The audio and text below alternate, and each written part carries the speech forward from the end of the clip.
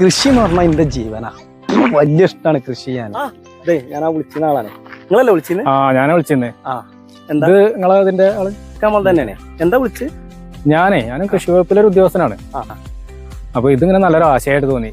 കൃഷിന്റെ ഒപ്പം ടൂറിസം പാടങ്ങനെ ഒപ്പിച്ച് കൊണ്ടുപോയ നല്ല ഒരു ആശയമായിട്ട് തോന്നി. മനസ്സിലാക്കണമെന്ന് സർക്കാർ ഉദ്യോഗസ്ഥനാണല്ലോ, അതുകൊണ്ട് പറയാം.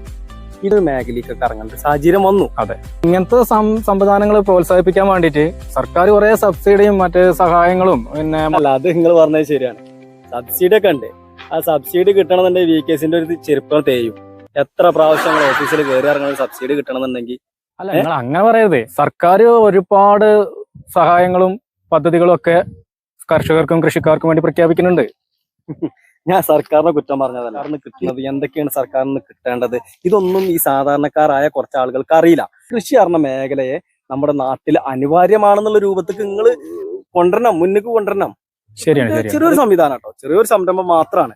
ഇത്ര എന്നാലും ലക്ഷക്കണക്കിന് ഉറുപ്പിക ഞാൻ ചെലവാക്കിയിട്ട് ചെയ്തതാണ്. അഥവാ ഇപ്പൊ തമിഴ്നാട്ടിലൊക്കെ കണ്ടില്ല നിങ്ങള്, സർക്കാർ കറണ്ട് ഫ്രീ ആയിട്ട് കൊടുക്കണത്, അതേപോലെ വെള്ളം ഫ്രീ ആയിട്ട് കൊടുക്കണത്. ഈമായിട്ടും ആ രൂപത്തേക്ക് വന്നാൽ കൃഷിയിലേക്ക് പുതിയ തലമുറ വരും.